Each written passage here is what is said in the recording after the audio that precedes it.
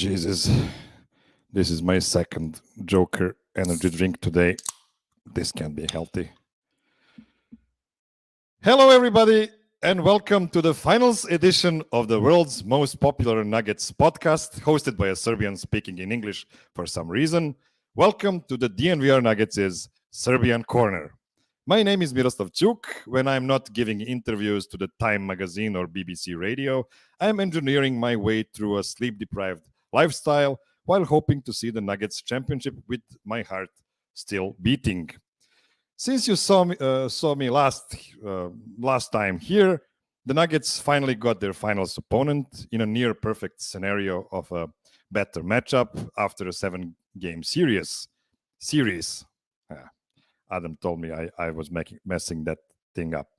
Miami was everything they were advertised to be, a gritty group led by an awesome coach with a superstar in Jimmy Buckets that doesn't care about his own numbers. Relatively easy win in Game 1, a kind of a letdown loss in Game 2 at home, an impressive road win in Game 3, and finally last night, a win in a game where Nikola and Jamal combined for 13 from 36 from the field. Nikola was also in a Scott Foster-induced foul trouble that took him out of the game for half of the fourth quarter. In a moment, Miami was on a 8-0 run to cut the deficit to 5 points. Denver just finds ways to win because, and this is corny to say, they play the right way. Nikola and Jamal killed the Heat in Game 3 with a two-man game. Coach Spo decided to completely take that away. No problem. Here's 48 points from Gordon and Bruce Brown. They really are dissecting teams the way the Spurs did for so many years, but in a way more attractive and physically more dominant way. Okay, that's enough rant from me. Let me introduce my awesome panel. We have a full house today, as we should, because it's a celebratory kind of show today. We might go long, so apologies in advance. So let's start with a Serbian Corner debutant, one of my favorite Twitter follows, a comedian, an actor, a producer, a director, but most importantly, the Denver Nuggets diehard, Andy Juett. What's up, Andy? What's Say something funny. What's up, Miroslav? Oh, that's how it works for sure. All I know is I'm glad we're here celebrating together. It could have been a rough, or not rough, but a more of an anxiety-ridden podcast, and I'm glad we're not in that position.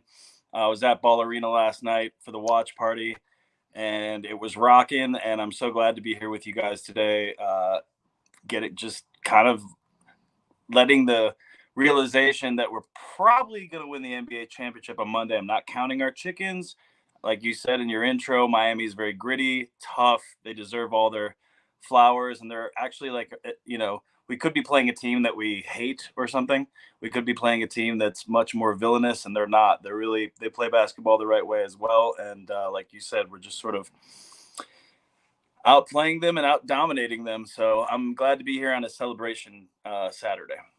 How exciting were the playoffs for you until now? Did you feel nervous at any point in time? Because I'm kind of like cruising through these playoffs. It's 2 months of pretty sweet ride for me. Was it stressful for you? Honestly, until last night, my anxiety's been kind of high the whole time. So it's a little bit of the opposite, just because I grew up in Detroit, and so the Pistons are really my first love. And I've lived in Colorado for 23 years. Look at that, baby. What flavor is that? Orange? Okay. This is orange, yeah.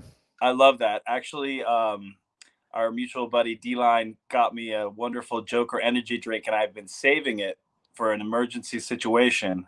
And I thought I had to use it, was going to have to use it a couple times, but I have not yet. So I think I'm going to drink it on Monday. But it'll be my first taste of the excitement. But no, I've been pretty much anxious throughout, cautiously confident, cautiously optimistic like you. But once the Lakers series got over, there's a huge sigh of relief. It's like, damn, we kind of, they were definitely a solid crew and much more solid since the All-Star break changes and the trade deadline changes. But I was feeling pretty good. And then the first game starts, and the anticipation and the anxiety is high for a second. It's like, oh, we handled it. We're fine. Then game 2 comes, and I'm really in trouble, sort of tight chest and anxious again all the time. And then, like, honestly, last night was just a release of a balloon, really, because game 3 we won. We really looked good, even though like they didn't play well in some of these games. Like you just sort of have the general confidence that they're in command. And then last night was just, honestly, after the second quarter, it was euphoric. I hadn't been emotional really this entire playoffs. I've just sort of been in I want to kick everyone's ass mode mentally and competitively. And then last night, when Uncle Jeff hit that 3, when KCP hit a couple or hit that shot, when Bruce and AG took over, when Joker passed that kind of ball down in the post to Aaron Gordon and he caught it and just easily and acrobatically put it in. It was all like an emotional letting. So I've been anxious the whole time, and now I feel like great and able to acknowledge what we both know, which is that we're probably going to win. Great. We're going to get into the weeds of everything you were just talking about in more detail. So let's make it more crowdy on the screen right now. Great. Let me introduce a guy who is making a return to the Serbian Corner, a legendary Nuggets writer, and also my designated sports injury prognostician, one of the guys that lured me into the world of podcasting. It's Gordon Gross. How are you feeling after last night, Gordon? It's great. I mean, this is the difference between 2-2 and 3-1 is so immense. Like, it can't even be stated, just what it does to a series. And being able to go up 3-1 by taking 2 in Miami, yeah, that was a good night, man. It was a good night. we were just talking just before the show, and it's like, I mean, I know, like, the guys from the DNVR, they've been talking to guys from the Nuggets before the playoffs began, and they were super confident before the playoffs. Mm-hmm. It's like, we got this, man. Don't worry. Don't think about the March. March doesn't mean anything in the NBA. Like we are ready for we know what's in front of us. And I was really impressed to see that they were not bullshitting at all. It was just, they're not. They're on a mission. Well, and the thing about the Nuggets, I wasn't afraid of anybody in the West. So, like, when the Nuggets had a bad March, didn't matter to me. They could get their legs under them against the Timberwolves. That would be fine. I thought the Timberwolves might actually go 6 games just because the Nuggets might still be rusty because they hadn't played real basketball in like a month. But the Nuggets didn't care. They just, threw the Timberwolves overboard and then marched through the Suns, despite the Suns having some incredible shooting for a couple of games. And then, dunked the Lakers. So that wasn't my concern. I figured the Nuggets were destined for a finals appearance, and then it was just based on who they met and in what condition they got there. And the Nuggets got here basically healthy, and the rest of the East imploded. I mean, Miami did their part to help them implode, but this is a matchup. If you asked me who I wanted to face, yeah, bring me the Heat. Like, that would have been great. So it's been pretty comfortable, all things considered. I agree. Okay, let me introduce another returning offender. He is a singer, a trombonist, a successful businessman. You're reading his work for many years, first on Denver Stiffs and for the last almost 4 years on the ddnvr.com. He is Visible Mike Olson. Hello, Mike, and what's cooking? I think I'm going to have to change my resume to singer and trombonist first. I hadn't really considered leading that way, but... Also, your dad. Don't forget that part. God, thanks, Gordon. I'm good, Miroslav. I am pretty nearly past the hangover at this point. That was a good night. That was a good evening. My goodness, I think Gordon said it well. You're a little nervous coming out of our homestand 1-1. Pretty cold-blooded stuff to go down to Miami and just take them. Just take both games. So I know that the job is not done, but after 30 years of being a Nuggets fan, like how does this feel, man? I will. I kind of feel. I think like the team does. I will trust it when we're done. What was it? 5 years ago that the Nuggets didn't. 6 years ago they didn't make the play-in on that game 82. Yeah, I think Joker still remembers that feeling. I think we all still remember the feeling of you're right on the edge of it. Let's go get it. But it's heady stuff, man. It's remarkable. Folks who set through 17 win seasons, 11 win seasons. Here we are. Congrats. Wow, that sounds like some Philadelphia seasons, recent Philadelphia seasons. Okay, and now a guy I don't need to introduce to you. You all recognize him lurking from his bat cave with his R2D2 shaped pressure cooker behind him. He is the host of a podcast. Cooking up a championship. I'm still trying to speak back into existence, called The Dig. My friend for many years, Nick Hertzog. What's up, buddy? Hey, man. I'm still working my way through the hangover this morning, so don't expect a ton from me other than just good vibes and a lot of smiling, probably. That'll be enough, man. Yeah. So you guys got fucked up last night. Carried the show. Got it. People, I promise I'm not letting anybody else in. So this is the full screen. This is the full squad for today. Okay, so I want to start off this show in a way Adam Mares wouldn't like, because he doesn't think coaching is the most important nor most interesting thing in the NBA. But you know what? Screw you, Mares. You're not the boss of me. He doesn't know anything. Well, technically he kind of is, but hopefully he will not be watching this or listening to it.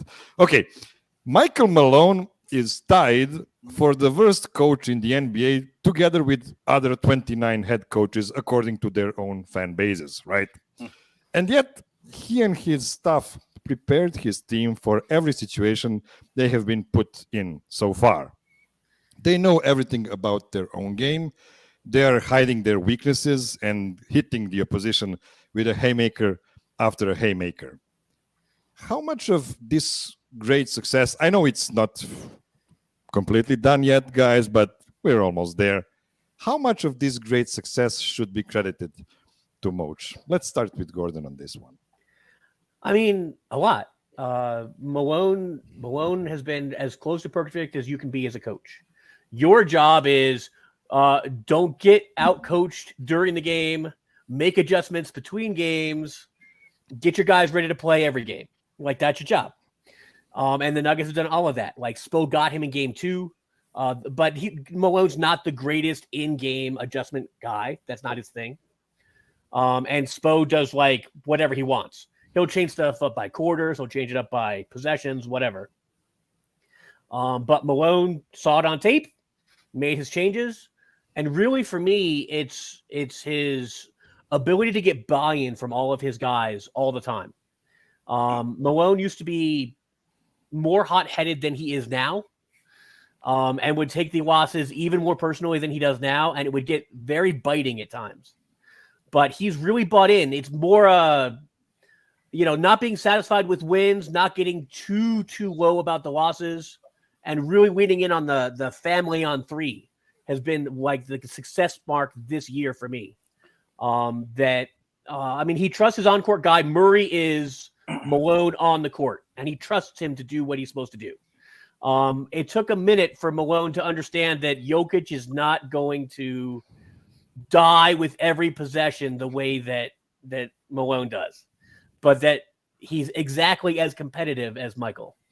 And it took him a minute to figure that out, but they really got this going right. They're not turning the ball over. All the points that Malone hit, in all of his post-game and pre-game speeches, take care of the ball, like make your defensive adjustments, know your personnel. The Nuggets have been great at that. They have studied the plan. They've done the plan, except for game 2, which, they still played good. They just, Miami had one of their ridiculous shooting moments, and the Nuggets weren't quite prepared for the fact that Miami was going to react to them in the moment. Once they locked it down, it's been over. Like the Nuggets have owned this series, and a lot of that grinded out, mentality in this series can be attributed to Malone. He's absolutely been key. Anybody else have feelings about Michael Malone? Yeah, I think you should get a lot of credit. I think that coaching and leadership, not only in basketball, but life and modern society, is super undervalued. And I think that we all have sort of, not us presently, of course, we're all well adjusted and have everything figured out. So thank God for us. But no, I mean, we're sort of in this instant gratification social media society. That's a little bit of a lazy trope. But for real, whether you're in a small business, big business, you're in a production, you have whatever you're leading a Serbian podcast. Leadership is important, and I think that we've all witnessed in my 20 plus years in Colorado some not so great coaching, and there's a huge goddamn difference. And so a lot of people will, the lazy people on the internet or anywhere else will say, oh, anybody could have coached this team with Joker and Jamal and these types of players. They have the best assembly of players for sure they've ever had. But you know what? It takes a really good personality to coalesce those personalities. And when Chuck Daly with the Pistons, the Bad Boys and those guys in the late 80s, they were not a very good team for a while. And Chuck Daly showed up and he said, hey, Rodman, Isaiah, Mahorn, Lambeer, Dumars, whatever, he got them all on the same page. When Pat Riley got to the Lakers, he restored their cohesion, all those things. And I'm not suggesting necessarily that Malone is there yet, but I feel like he should be. He's the fourth most tenured coach in the league, of course, but he really, in my opinion, has stayed the course philosophically, and that's probably the hardest thing to do for the front office or for a coach. And he has not let up on the message that he said started 7-8 years ago. It's the same message, and it's one of those things where, like you mentioned, Mike's a good dad, and I'm sure Mike has taught his kids some things that maybe he's said a million times, and the million times they didn't listen or kind of just scoffed at it. But the million and first time when they figured out that Mike was correct, they were like, oh. And that revelation, I feel like, has sort of happened a bunch of times over the last few years. And I just want to say that that's like a winning culture thing that we all talk about now, because the Denver Nuggets franchise did not have it. If you look at those first few games where Jamal and Joker played, and you look in the stands, the 300 level is almost empty. About half the fans are from the other fan bases. All that changed. But then you get into what Gordon touched on, which is like X's and O's, rotations, all that stuff. We can all have differing opinions on that, and I agree with what Gordon said. But also, he's just made like some fucking ballsy moves where he has gone outside his comfort zone. Like we all know, we've been watching long enough that he's not like Mr. Rookie. He's given that trust to a couple young players this year, both in the regular season and the playoffs, that to me bodes well for the future. And I also think the way this is going to be a sort of like not a controversial statement, but the way that he's handled MPJ in terms of MPJ's roller coaster of not volatility as a person necessarily or anything, but like MPJ's been through it, right? He was injured, whatever. To just get MPJ mentally to a place where all he wants to do is win, and he's going to let he's not letting, but he's on board with having Malone on record saying, I just want to win, coach, whatever we need to do. That shit is almost masterful in my opinion.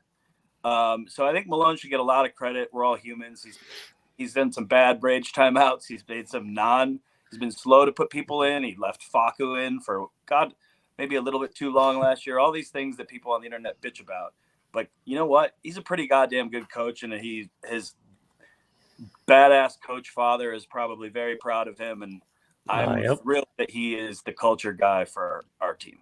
Just one detail about the MPJ and Michael Malone relationship. I think MPJ and his family needs to get a lot of recognition for that part as well, because not everybody got bought in the Nuggets. We've seen Bones Highland leaving like 3 months ago because he wasn't bought into the idea of being a team first guy. So a big credit to Michael Porter and his family.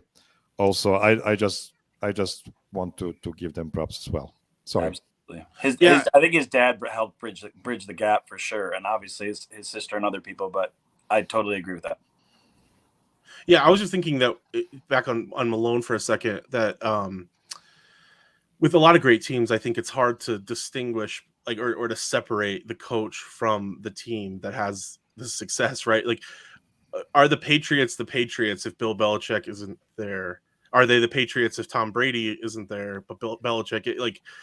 I don't know. Like, how do you, like, in other words, like, Malone has built this team along with the players and the front office, and we see that what a cohesive unit that they've become and an identity that they've developed. And like you guys have pointed out, definitely a lot of that identity has come from Malone. But who's to say if, just because, the Nuggets got Jokić, got lucky at drafting him, in a different situation, a different team, a different coach, maybe he's not the best player in the world right now. Maybe a different organization doesn't build around that guy. Maybe they don't see what they have there. Are they building correctly around him? I think we have kind of a similar player in Sabonis in Sacramento right now. And could they be doing more to build around him the way that the Nuggets built around Jokić moving forward? I wonder if they'll pick up some hints from that. But I guess what I'm just saying is, like, at this point, they've been together for so long and they've obviously built something special. Malone has to get a ton of that credit. It's not like you could just pop in some other coach here and fix some problems or something like that. So I think we're well beyond Malone slander now after this run. I think the only other thing I'd tack in there, and it's all great stuff, is I really admire how Mo has taken the last, every season to grow. He's a better coach every year. Every year he is not just working on his guys, he's working on himself. And the treatment of MPJ, that's a growth step for Malone. The playing of Christian Brown and the trust in a rookie this season, that's growth for Malone. The non-platoon and platoon minutes that were spent this season, that's growth for Malone. He was playing chess a lot more in this postseason. Bruce Brown proved to be a smart move for MPJ last night, right?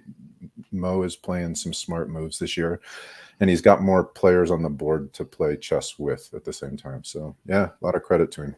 Good stuff. Some really, really good chess pieces he has in these 8 guys.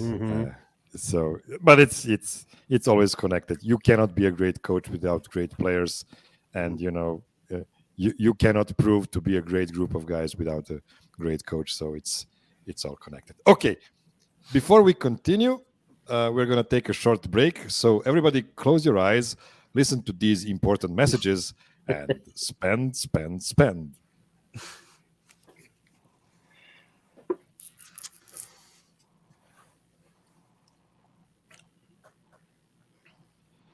All right, segment 2. Last night's heroes: Aaron Gordon and Bruce Brown, Starsky and Hutch, Butch Cassidy and Sundance Kid, Freddie and Lawrence. What, you didn't recognize those last two? It's Steve Martin and Michael Caine in Dirty Rotten Scoundrels. Wake up, people. Come on. Solid call. Nick. You just lost everyone under 40, by the way. I was gonna say. But I love you, Miroslav. Yeah, I'm with you. Come on, but man. yeah, that's I'm not here. the audience. Come on. hey, under 40 audience, get cinema literate and stream all the things that Miroslav talks about, please. He knows what he's talking about. So Dirty Rotten Scoundrels, one of the best comedies in the history of movies. Yeah.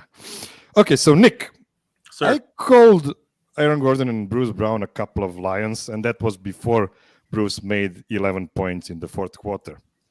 How impressed were you with the two of them last night? Well, first of all, you didn't give me credit for the win last night. This jersey is now undefeated.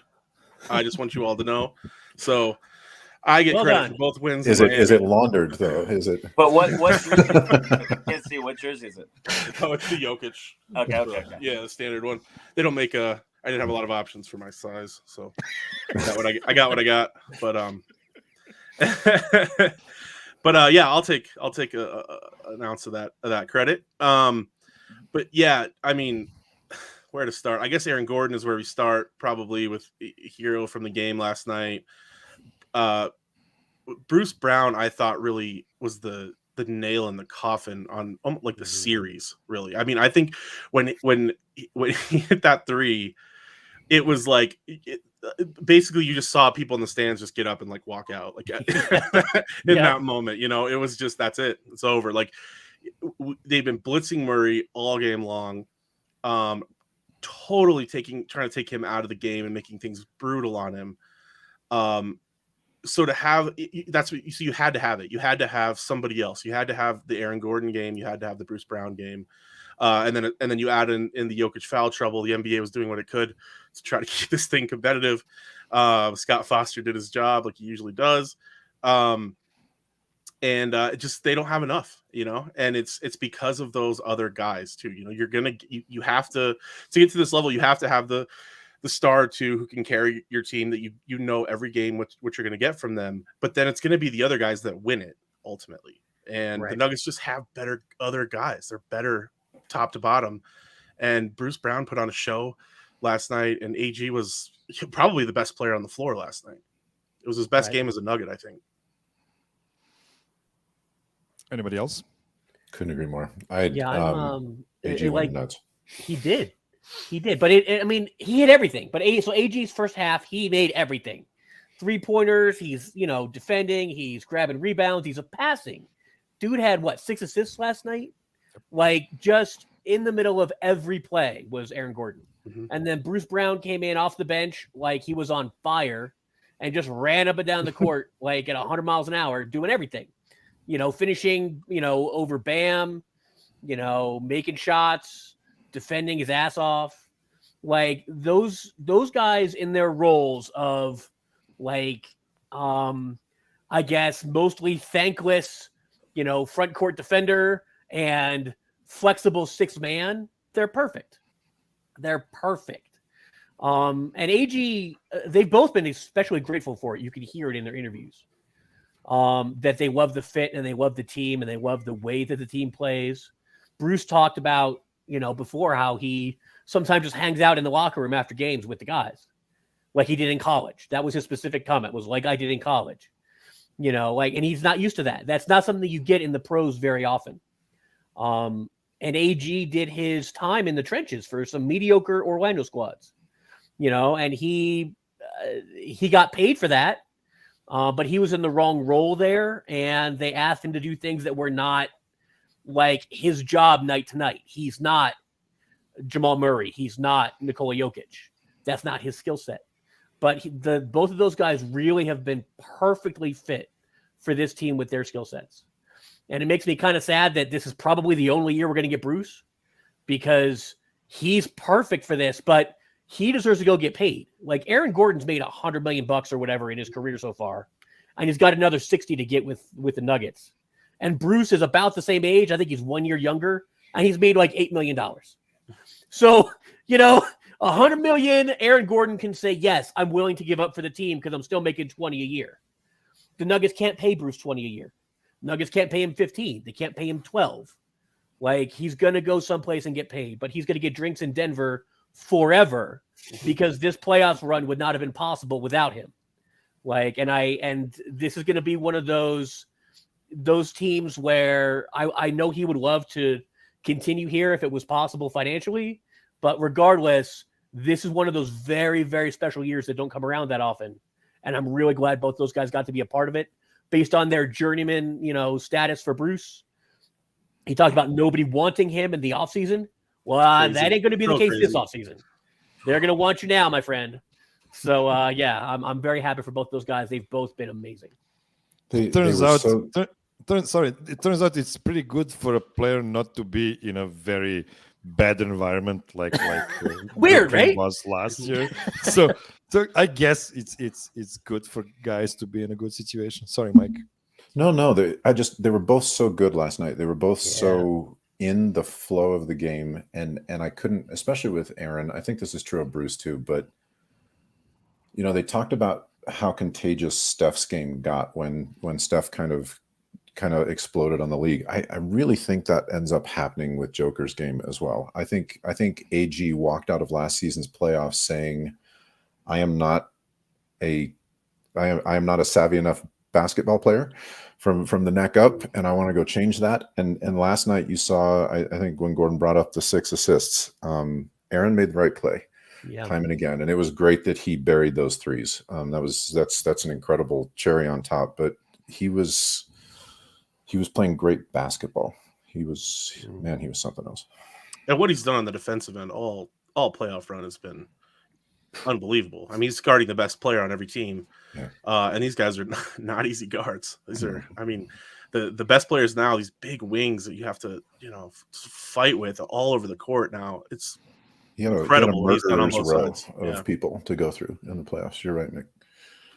Yeah, I was just going to say, like, obviously, Gordon being stranded in Orlando, so to speak, is pretty well documented. And I think that when we talked earlier about Malone, like, one of his good things that he's stubborn about is, for lack of a more specific term, team basketball. And one of the things that the Nuggets are better than anybody else is getting everybody involved. And, having the complement of players around that they have now, including Aaron Gordon and Bruce Brown, not only on the things that the internet seizes on, which is every day there's some stat person pulling something where, oh my God, Jamal's never done this, or even on other teams, LeBron's never done this, whatever it is.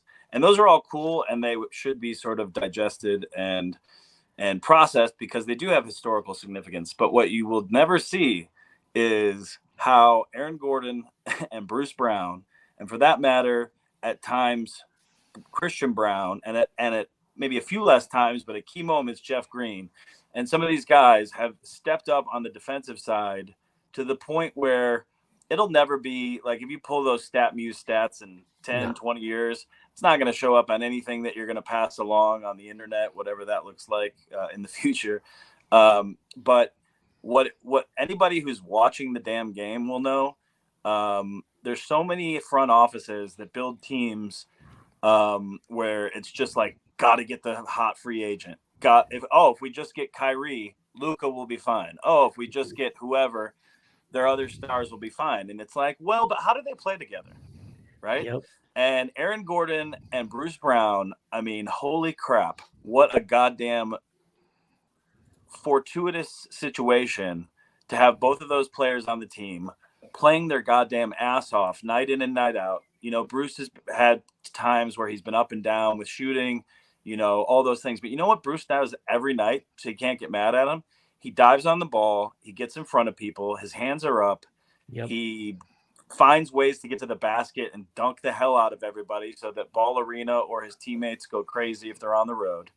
Aaron Gordon, to be fair, I never saw a scenario before we picked him up where Aaron Gordon would fulfill his potential, even though we all could kind of watch him from afar and go, what a cool, gifted, weird basketball player.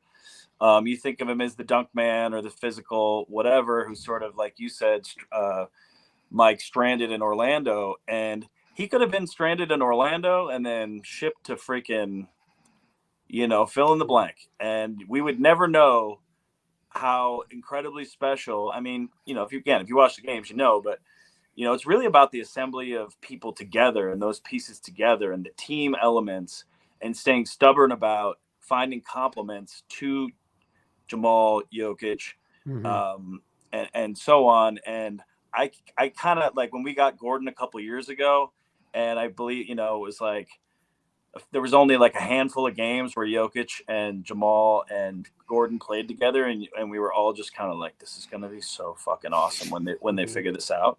And then Jamal got hurt like immediately, almost. And then, for a year and a half, we're all like, this is going to be cool someday.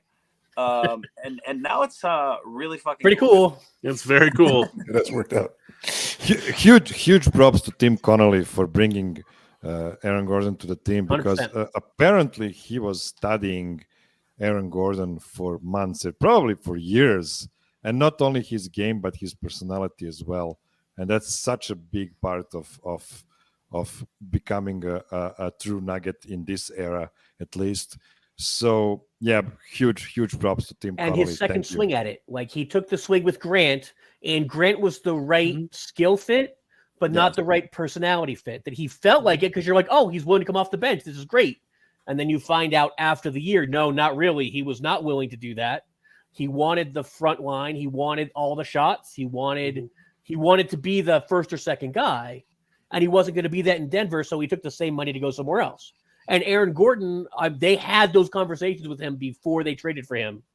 Like one of those behind the scenes, look, man, before this happens, you're cool with understanding that you get to do a bunch of grunt work, right? You know, and Aaron was like, sign me up. Let's get out of here and go do some real work.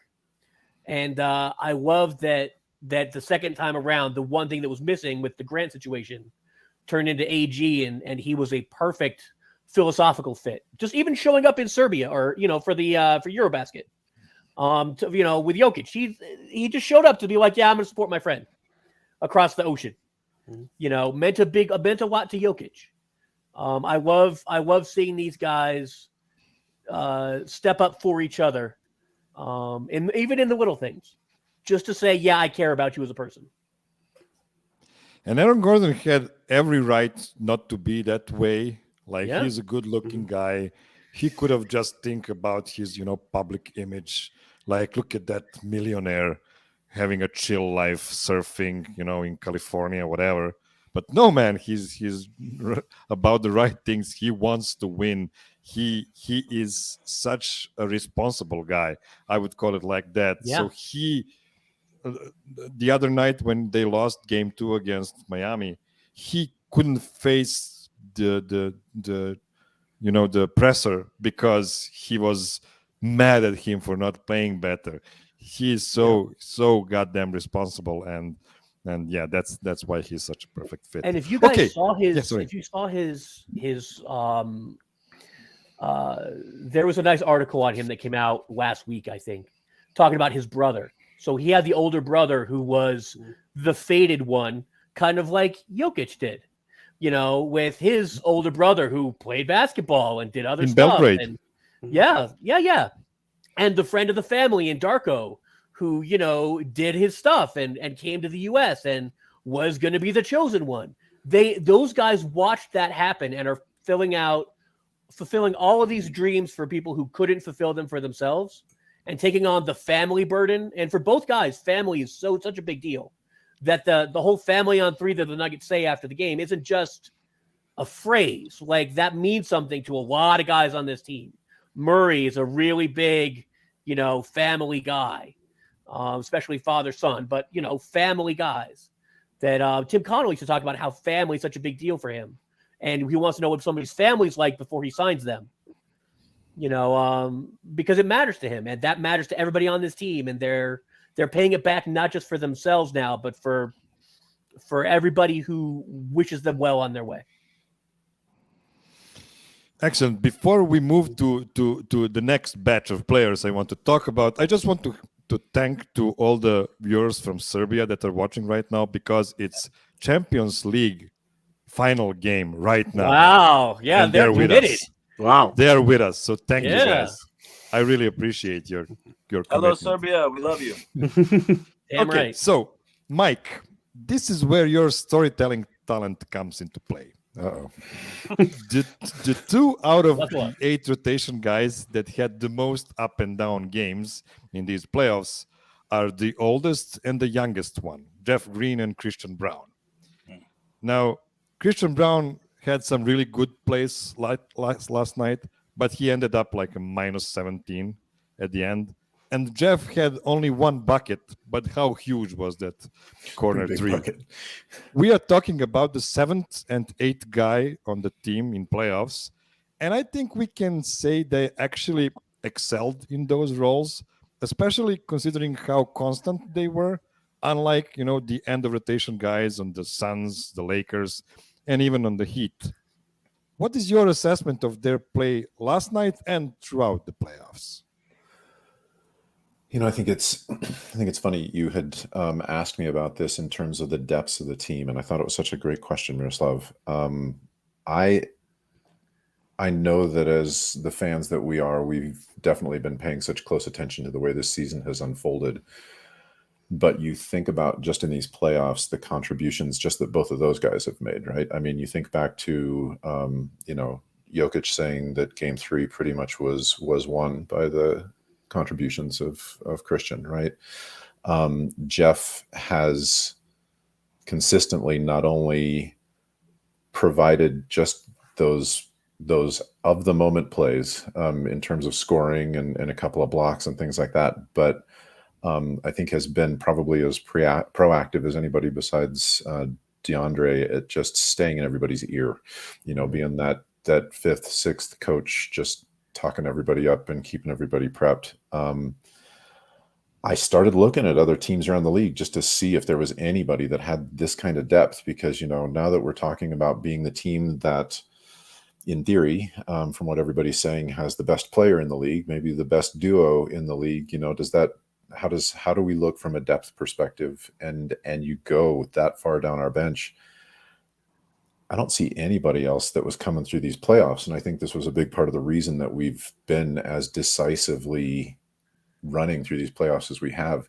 It's not just that strength at the top. It's the depth that we have as a team, clear down to those players who are making those types of positive impacts play after play. I mean, and have been doing so all season long. We've been practicing for this all season long with this type of intensity till maybe that last month of the season. This type of focus on everybody accepting their role. And those two guys have not only accepted their roles, but have excelled heavily. Bleacher Report wrote a story right before the playoffs started in March, talking about the 7 deepest teams in the league. And I was really excited to see where the Nuggets fell on that list. They did not fall on that list at all. 5 Western Conference teams on that list. All of them made the playoffs. Here we are. Well, if there's one thing that we've all learned this playoff run is that the majority of the national media hadn't seen a single Nuggets game until this year, until this run. In fact, really until the Lakers series. I don't think most of them had even watched a full game.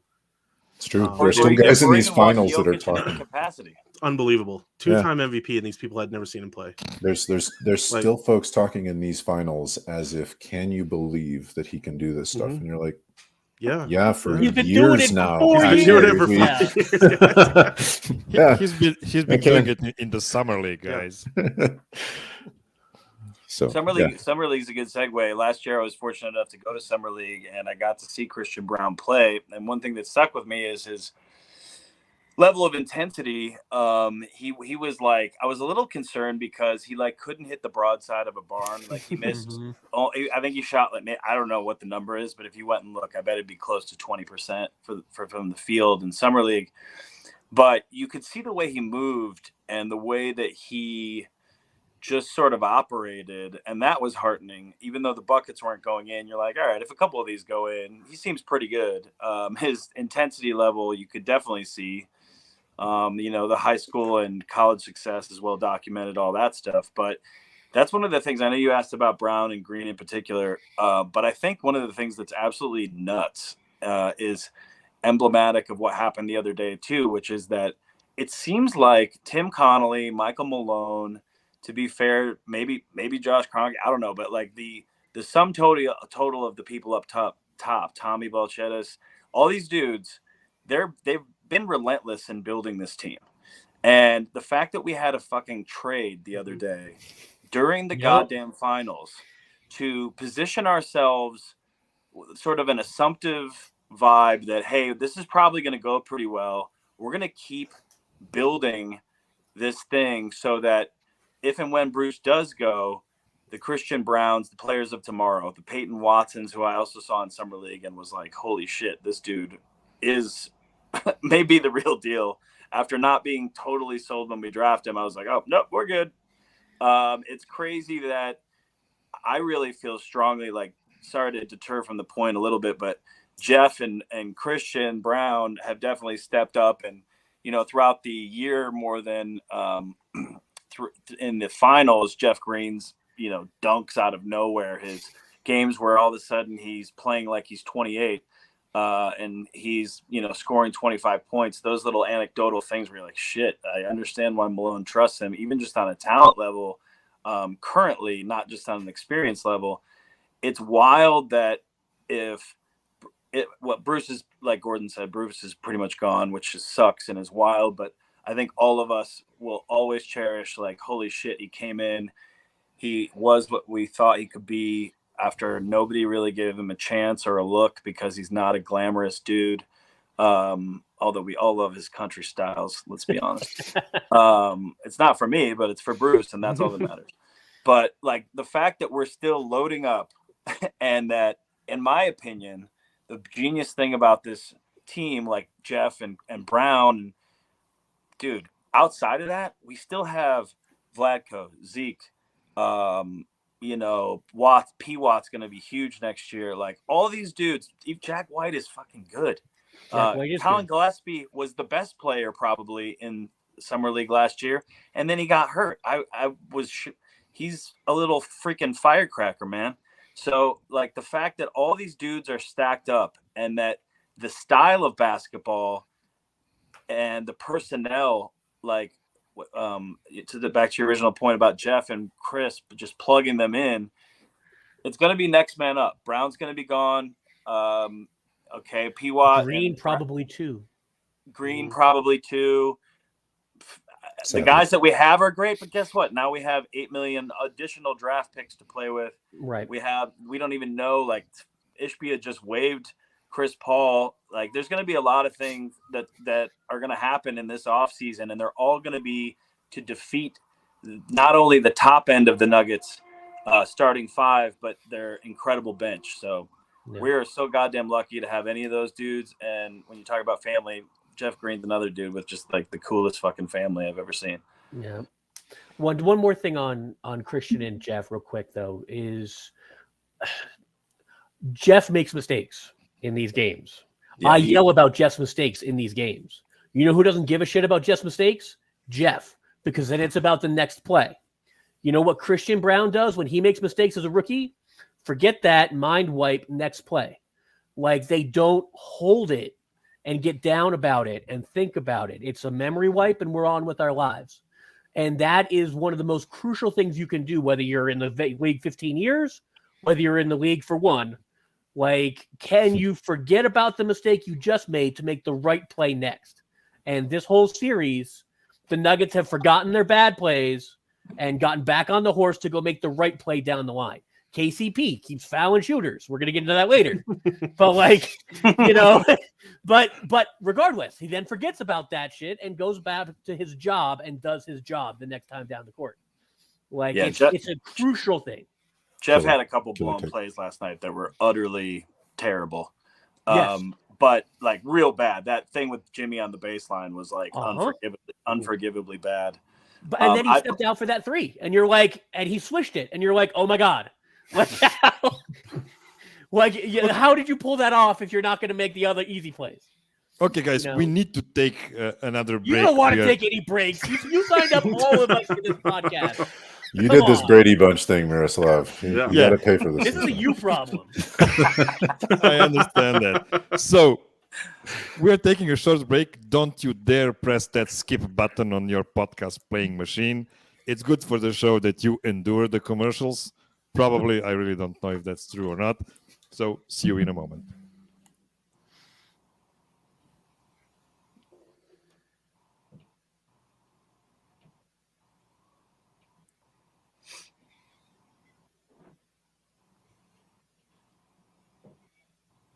Okay, segment 3, MPJ and KCP, the initial boys. They combined for 18 points last night on 6 of 15 shooting. Not too bad, just not really on volume. Mike has 3 3-pointers made in 4 games of the finals. He's been battling on the boards. He was trying to score by attacking the rim. We've even seen some Euro steps from him after a while. Throughout the final series, he averages 8 points and 7 rebounds on, let's face it, abysmal 29% from the field and 14% from the 3-point line. He is he was pretty good on defense, to be frank. So Andy, I feel you're a glass half full kind of guy. What is your main takeaway about MPJ last night and in the finals overall? I think that my main takeaway is he has not played well offensively at all, but we still are kicking their ass. So I guess what I would say is that just like Bruce Brown always finds a way to contribute, I really didn't know if we would ever see the day a couple of years ago where MPJ is capable of contributing in any way other than coming around a screen or sitting in the corner and hitting a really good shot, which he's very great at most of the time. But, he was 2-11 in the first game, but he was a monster in the first game. I think, these are small sample sizes. So, of course, when you have a bad game or two and the timing is the finals, you start to go, oh, get this guy the fuck out of here, and all these sort of like knee-jerk things. It's kind of like you alluded to with people's reactions to Malone doing literally anything sometimes. And I think that just like one of the themes we've had is sort of the unwavering faith of Malone's philosophies. There's like, things are going to go bad, they're going to go good. But, the sticking with MPJ, I think the long term of that has really paid incredible dividends, because this is not only an 82-game season, then you've got this 2.5 month, 3-month postseason that's exhausting, especially for fans in Serbia who are trying to watch live. And he did really great in these other series. So I think that my only takeaway is, yes, his performances haven't been particularly earth-shattering in the finals. He had 11 last night, I think. But do I think that MPJ's presence is a deterrent for other teams to fuck with us? Yeah, I do, because that dude has a flamethrower, and his last 3 games have not been great. Last 4 games really have not been great offensively. But to your point about the Euro step, and the fact that Mike has figured out the team loves Mike. And when you watch those post-game, defensive player of the game and Malone speeches, you see that anytime Mike does well, everyone's thrilled because they like him and they want to see him do well. And I think everyone needs to be managed differently. And I think Mike probably is somebody who needs praise and needs recognition and needs to feel like he belongs. And he needs to know that when things aren't so great, we're probably going to be like, you know what, man, it wasn't so great this week. It wasn't so great this series. But I think to sort of gloss over the fact that he really contributed against Minnesota, Phoenix, and LA, it would be remiss of us to just throw MPJ in the trash like everybody or not everybody, but like a lot of people on the media or on the internet want to do because it's convenient. That's not really basketball.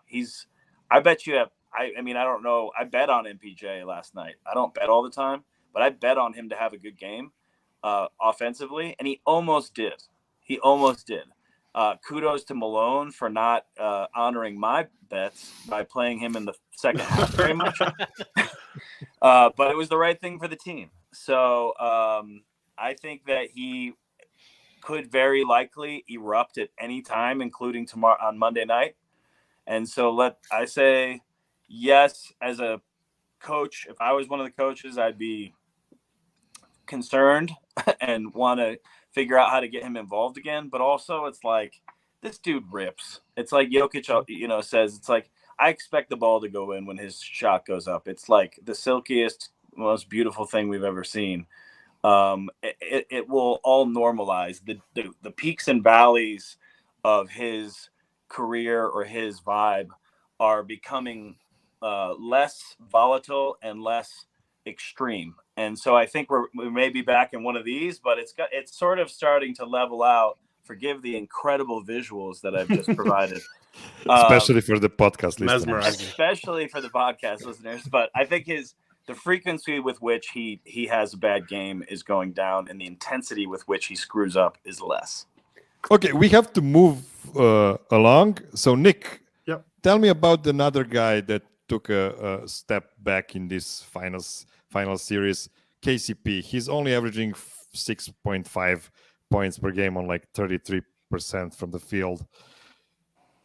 Do you think he's having a bad series, or is it just, what's he supposed to do in these circumstances? I mean, he's been bad at not fouling 3-point shooters, that's for sure. Another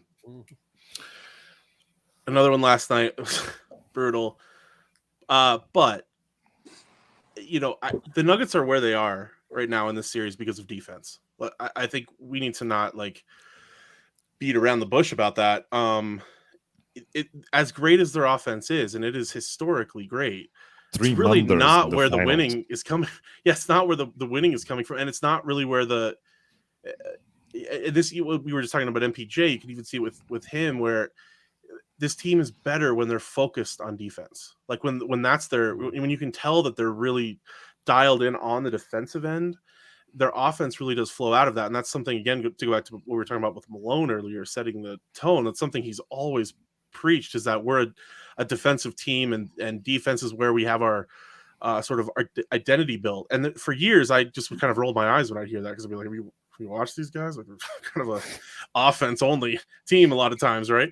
But he has beat that into them, indoctrinated them with that message at this point, and now you really see it in the team, where I think they play their best offense when they're playing their best defense, and it doesn't really go the other way. Often when they're playing their, when they're just totally cooking on offense, they'll start letting the foot off the gas on defense. So anyway, KCP, just as a team defender, as an individual defender, also has had a lot of tough assignments. I mean, Jimmy Butler has been kept from going nuclear in this series. I think you have to give KCP, AG, some of these guys that have been on him a lot of credit for that. So yeah, he's had his lapses. He hasn't had the big dagger threes that he had in the LA series. In particular, some of the big games he had against the Suns too, from the 3-point line and as a scorer. But I think he has certainly been a net positive, even with the mental lapses and the sort of how he's kind of disappeared offensively. But that's not what they needed from him this series. They needed the defense.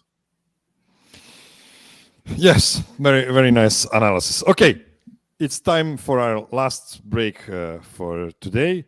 And let me tease that we will give our official predictions for the Game 5 in Denver in just a moment. Don't go anywhere.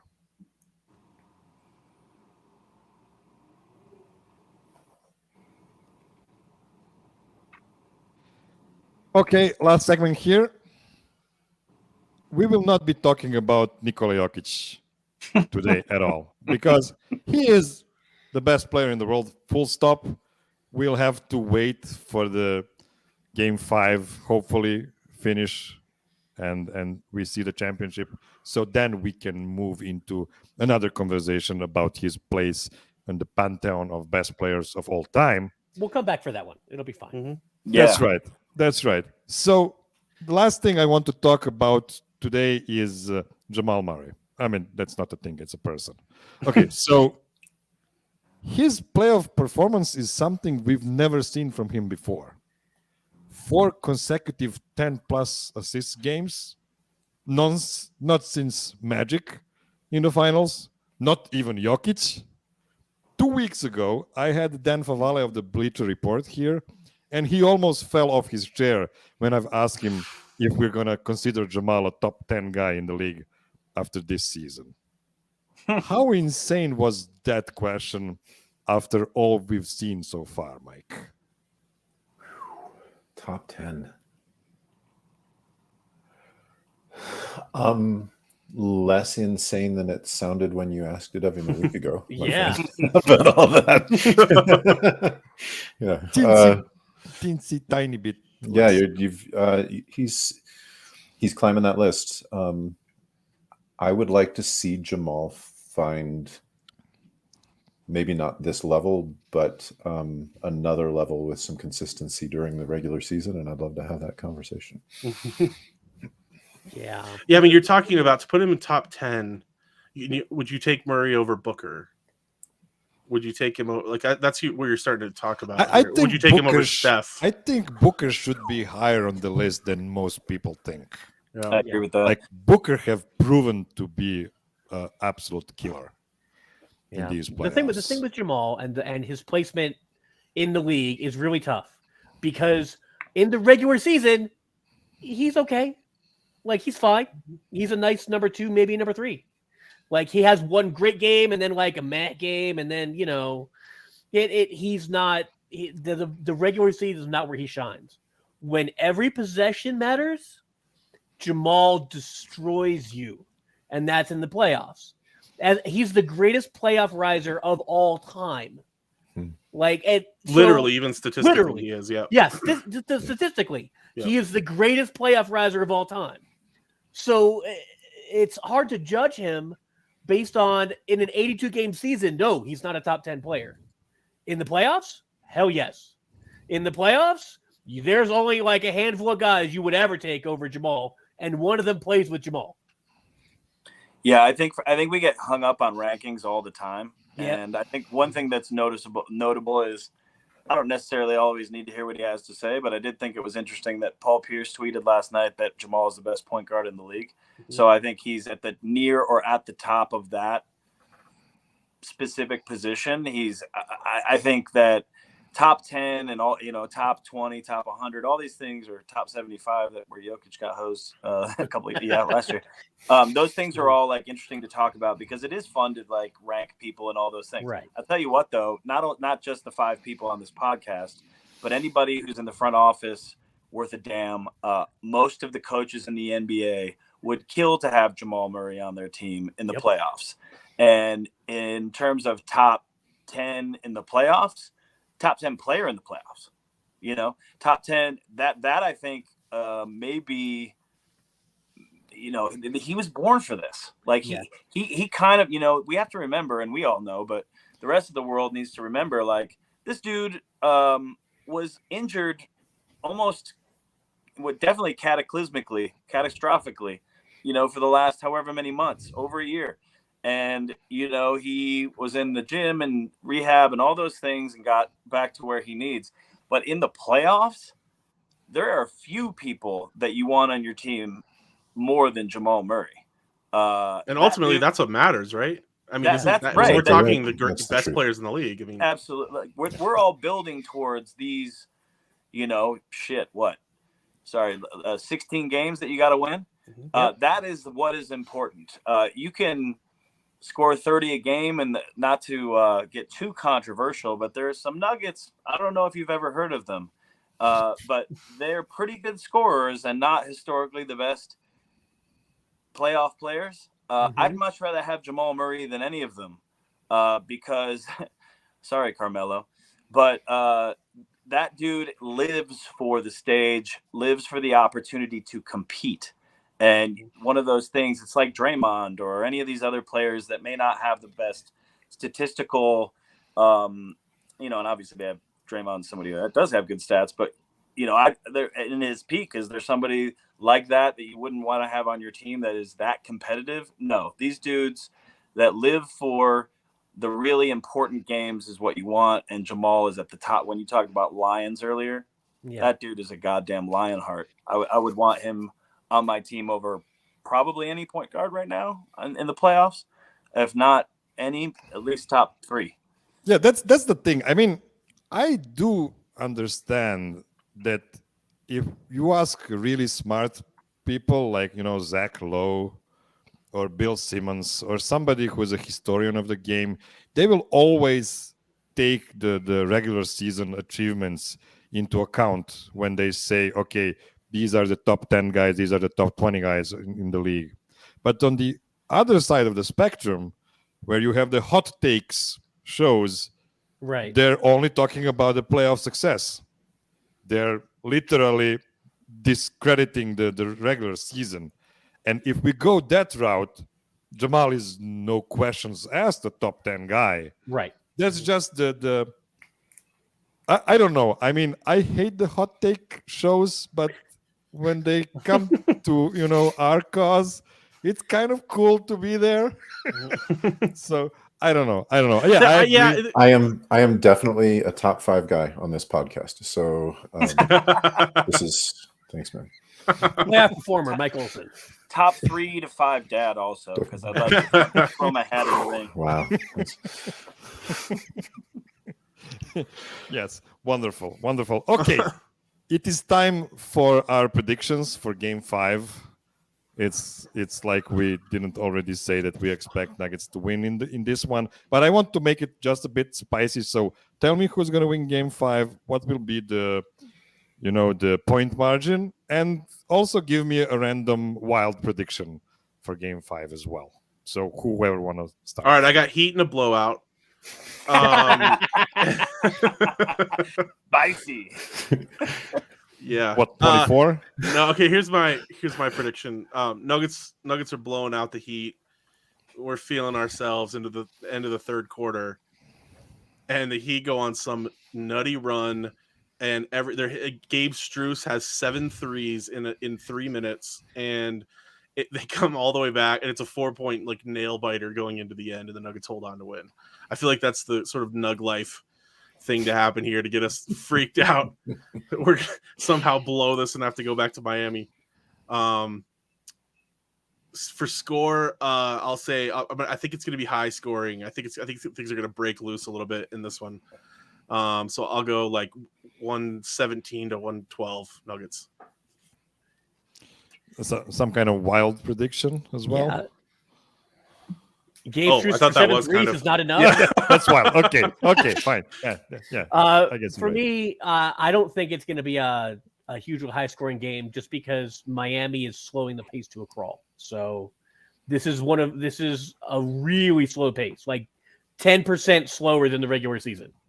So they have no chance in the up-tempo game. Well, they know they don't, so they're not going to have it. And neither team turns the ball over, so you're not having all those extra possessions where it ends in 3 seconds. So because of that, I'm going with the Nuggets are going to win. I don't see how Miami takes them in Denver. I think it's going to be double digits. I'm going to go Porter's going to hit 5 threes because Porter deserves a good game. So and Jokić does not get a 30-point triple-double, which I know is a shocker. It's going to be like 28 points. Not 30, just to like mess with everybody's bet on the 30-point triple-double. Yeah, we didn't talk about what a horrible game he had last night. Only 23, awful. Only 23, 12, and 4. We are not talking about Nikola Jokić. We cannot talk about Nikola today. Right. But yeah, and then Vlatko gets minutes, more than 1 minute for Vlatko, because he's a human victory cigar, and it's not going to be close. Go, Andy. I think that I know that I mentioned my anxiety at the beginning of the podcast about all of this. It feels it's certainly possible that the Heat could win, right? They play the right way. They do all these things. They could hit 1,000,000 threes. That's their fabric. But unfortunately for them, I think the Nuggets absolutely have proven time and again that when they smell blood in the water, they are ready to fucking eat. And I think that winning this championship at Ball Arena will be their singular focus until Monday at 6:30 Mountain Time. And I think that the Nuggets will win handily. I think that for 2/3 of the game, the Heat are going to keep it interesting because that's who they are. But like, I really like the Heat. I really do like his play. Like, what is not to like about Bam and Jimmy? They're just cool, dude. Like, they're impressive, and I love how they play basketball. They don't have enough guys. They don't have enough guys. We are my wild prediction is that AG is going to have, I don't know what his stats are going to be, but he's going to have, Aaron Gordon is going to muscle 4 to 5 dunks minimum. I think he's going to emerge as a giant star from all this. I think the score will be, I know this is nuts, but I really think it's going to be like 120 to like 95. I think that we're going to score. The ball's going to go in. And I think that the Heat will have taken their foot off the gas earlier than we all think, because you can see in Jimmy's eyes, you can see it. He knows that they don't have it. He's doing everything in their power to scrape and grind and whatever. But I'm telling you, you look in that dude's eyes, he knows they don't have it. I think third quarter of game 3 they knew. I feel like that was where the thing kind of switched. That's right. I agree. So I say 120-95.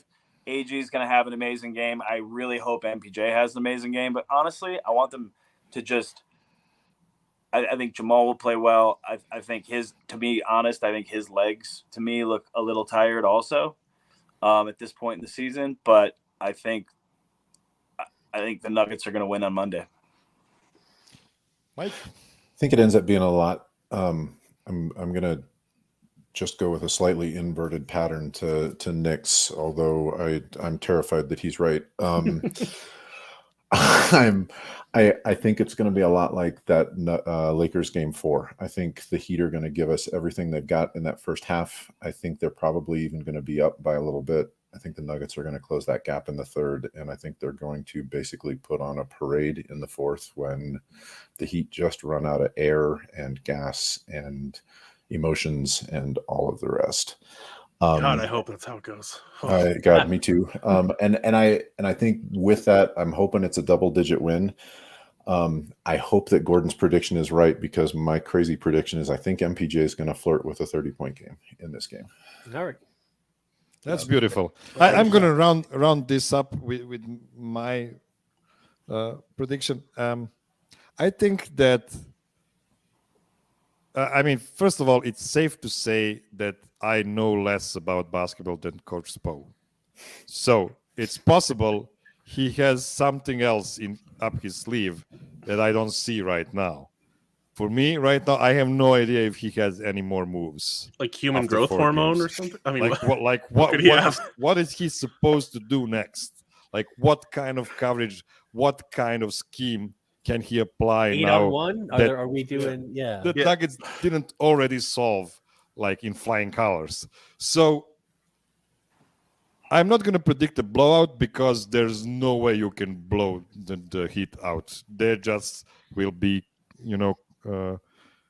hanging on to you until the last second, and it will be probably like a 7-8 point game for the Nuggets in game 5, which is quite nice and quite enough for a gentleman's sweep. I'm predicting. And if I need to make a wild one, let me see.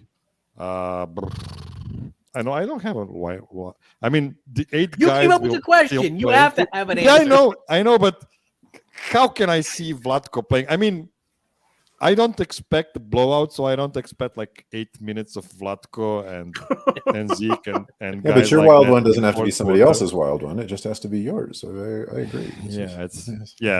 Okay, so the wildest thing, let's have a 25-point KCP game next time around. There we so go. that would be cool. That would be cool. Okay, guys, before we go, I think Andy has something to promote behind him. We see a movie poster behind him. Oh, it's not a movie, it's a TV show, right? Yeah, I have a pilot that we're trying to sell right now that is going okay, but has been in a number of festivals the last month or so, which is really fun. There's going to be, we just found out about another one, another couple in October that we'll be a part of. But I have a show called Offline that's about life after the internet goes away. It's a dark sci-fi comedy adventure. The cast is Michael Madsen from all the Tarantino movies. If you're not familiar, if you're over 40 like some of us, he's in every Tarantino movie almost. And then 3 of the 5 Broken Lizard guys from Super Troopers: Eric Stolhansky, Jay Chandrasekhar, and Paul Soter. A French actress named Mathilde Olivier. I have an old link on my Twitter and Instagram right now about a festival that just ended, but follow me at Andy Juett, ANDYJUETT, on all my socials, so you can find out where to watch it next. There could be some cool news soon on it. I'm hoping for. Yeah, Crossed, I'm awesome. hoping for it too. Yeah, that's really exciting. It's always great to see, Denver people thriving in the entertainment industry. So that's really cool. Okay, guys, thank you for hanging with me for the last 75 minutes, and thank to everybody who was forced to listen to us or willing to listen to us for all this time. Thank you for being awesome human beings, and let's see you next time, and go Nuggets. Go Nuggets. Go Game 5.